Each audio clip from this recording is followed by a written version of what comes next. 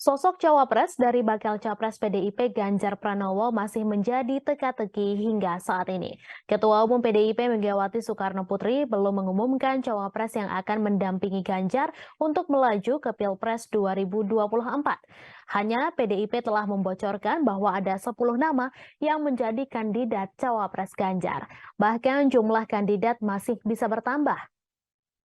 Di antara 10 nama kandidat cawapres Ganjar disebut-sebut ada tokoh NU di dalamnya. PDIP sendiri telah meyakininya. Adapun baru-baru ini nama imam besar Masjid Istiqlal yang merupakan tokoh NU Nasaruddin Umar mencuat menjadi cawapres Ganjar.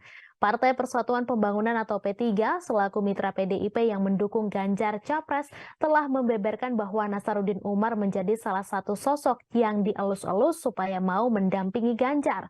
Terlebih, Nasaruddin Umar bertemu dengan Ganjar di Manado, Sulawesi Utara kemarin.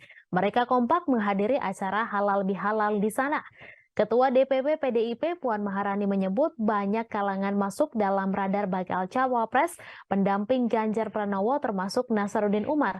Pernyataan tersebut Puan sampaikan saat ditanya mengenai Nasaruddin Umar masuk dalam radar PDIP sebagai calon pendamping Ganjar pada Pilpres 2024. Puan juga menanggapi isu mengenai PDIP yang disebut tengah berkomunikasi dengan pengurus besar Nahdlatul Ulama atau PBNU mengenai kader yang bisa menjadi pendamping Ganjar.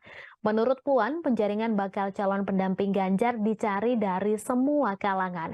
Ganjar yang kompak menghadiri halal bihalal bersama Nasaruddin mengaku sudah cukup lama mengenal imam besar Masjid Istiqlal tersebut.